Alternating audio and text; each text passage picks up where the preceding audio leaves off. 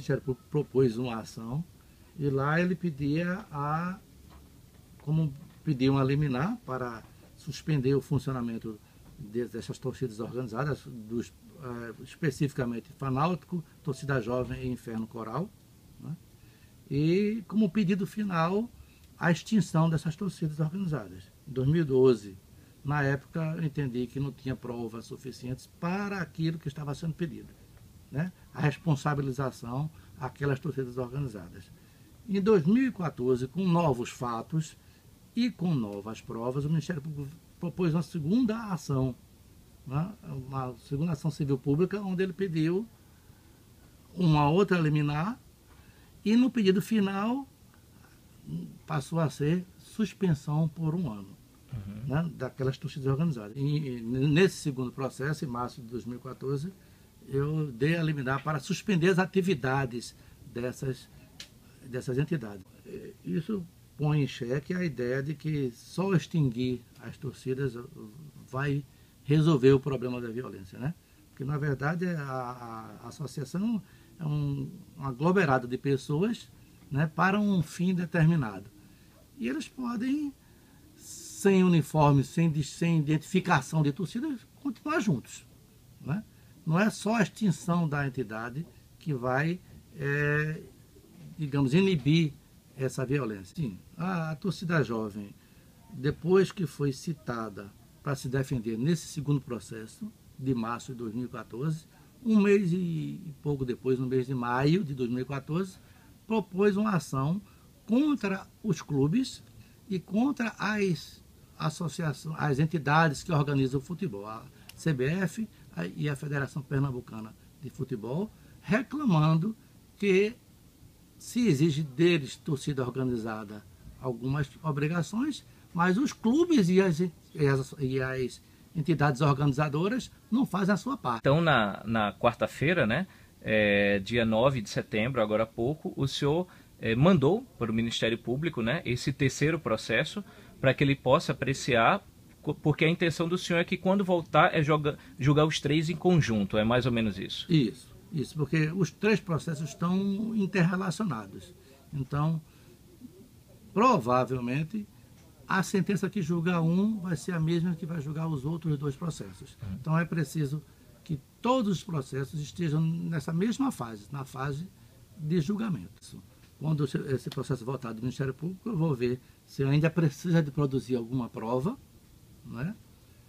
E se for o caso, se o meu entendimento for de não necessidade disso, aí o processo já estará pronto para a sentença. Bom, se for acolhido o pedido do Ministério Público, um dos pedidos vai ser esse, ou a extinção ou a suspensão por até 1 ano, né? Se o segundo pedido for acolhido, a suspensão, o prazo desde a liminar já decorreu. Quer dizer, se for só a suspensão, a determinação for só essa, as torcidas já terão cumprido a penalidade. E no dia seguinte à sua decisão, eles estariam livres para voltar aos estádios. E se o senhor optar pela extinção, acolher o pedido do Ministério Público pela extinção?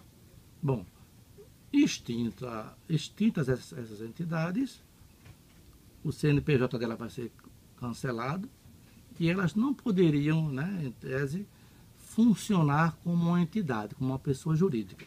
Ou então eles poderiam migrar para outras torcidas organizadas do próprio clube, ou então criar uma nova torcida organizada. Nada impede isso, legalmente, né? Nada impede, em tese, né?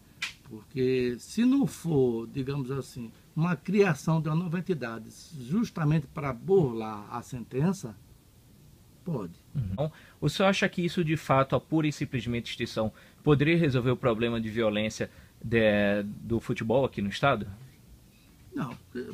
E aí é só uma questão de política de segurança pública. É preciso que o poder público, Secretaria de Segurança, né, do Estado, se planeje para adotar medidas preventivas e também de repressão da violência, né? É só cumprir o que está lá no Estatuto do Torcedor. Por exemplo, câmaras de segurança, onde se possa monitorar o que está se passando dentro do clube. Inclusive, o Estatuto do Torcedor prevê penalidades não só para torcidas organizadas, mas para torcedor, pessoa do torcedor.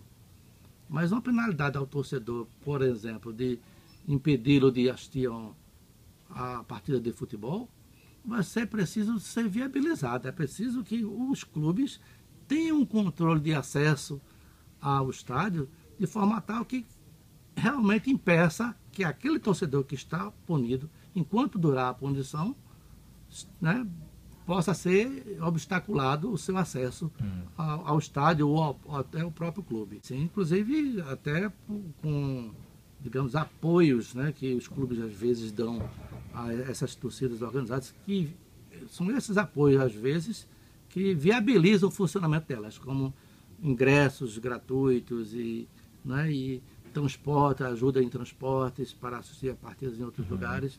E isso tem que ser repensado pelos clubes também. E vale a pena investir numa torcida que só está trazendo prejuízo à imagem do clube.